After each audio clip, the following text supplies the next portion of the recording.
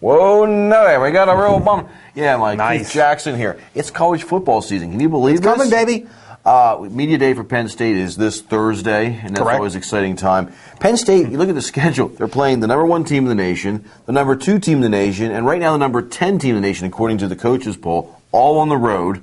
That's a tough schedule right there, folks. Penn State will be playing the number 1 team, Alabama. The number 2 team, Ohio State, and the number 10 team, Iowa. All won BCS bowls last year. It's the first time that one team has had 3 teams that won BCS bowls the previous year on their schedule. They all have tons coming back. They're all on the road, and they're all ranked in the top 10 according to the coaches poll, which came out last week, which actually does factor into the BCS formula. So it has a little more weight than any of the other. The AP poll, which is the writers poll, no longer does. So it has a little more weight in that regard. So Penn State.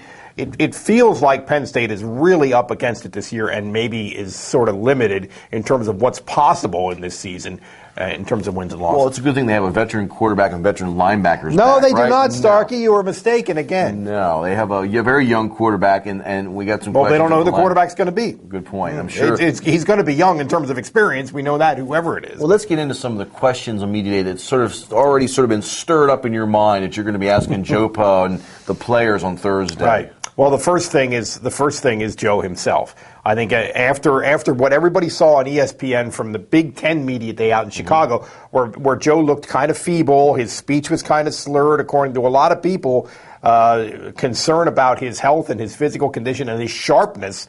At the beginning of the season, I mean, you can usually see the season wearing on Joe as it goes along, but it's summer now, and so I think everybody is going to be watching him very closely.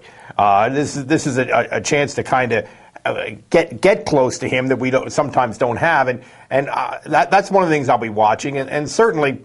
Everybody's going to be asking about the quarterback situation among Kevin Newsom and Matt McGloin and possibly the freshman the freshman early enrollee Paul Jones. But I don't think any information is going to come out of Media Day. I mean, it's Media Day. I don't think much is going to come out about that. But that is a completely up in the air. And I really think that those two situations are going to be ongoing soap operas throughout the year. I think they're going to have a year-long quarterback controversy and a year-long my God, Joe's 83. How long is he going to hang on? I think those are going to be almost bigger than the wins and losses this year because, again, I think realistically they're somewhat limited in terms of what's possible in that area. Just real briefly on Joe, realistically, shouldn't the media or shouldn't it be addressed a little bit? What is the plan? You're 83 years old. I mean, you want to be part of the plan. He talked about that even in the Big Ten Conference. What's going on here, Joe? And I if think you want to be should. a part of it, have you discussed this at all? And what do you want to see happen? I think it should, and I think it will, because I mean I'm going to bring it up if nobody else does. I mean, because I think it is a very legitimate thing to talk about now.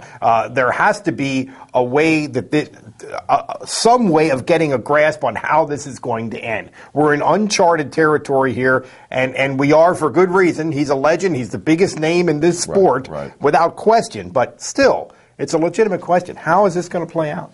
Other legitimate questions. Linebacker is one of these. They had guys that got drafted. Bowman was one of them. Fantastic linebacker, left early. Yeah. Who's stepping up? And who's the guy that got hurt last year? Mike Mauti. Mauti, okay. Who is a very good player, the son of a Penn State football player. Very, very gifted. I think he probably would have started last year if he'd not gotten hurt. And the guy who started ahead of him was an NFL draft pick who led them in tackles, Josh Hall. Okay. So they had 3 very good, very veteran linebackers, all of whom were NFL draft picks. So that is an area where they have a lot of talent and a lot of depth, but who's going to emerge and really be the guy? They don't have a lot of experience. They don't have a lot of proven performance, and that is a crucial position area. It is linebacker for good reason.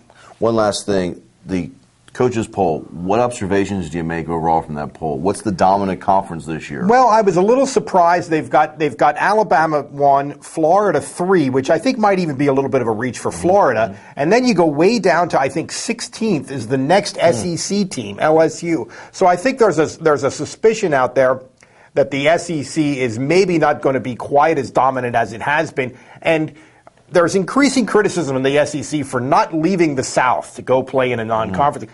Incredible fact. Florida has not played a non-conference game outside the state of Florida since 1991. Wow. That's unbelievable. So, again, that's one thing that I just sort of noticed, other than the Penn State stuff. Maybe the SEC is not the monster that it was thought to be. I think Galen Hall was coaching him in '91. There you go. It all fits together, Starkey.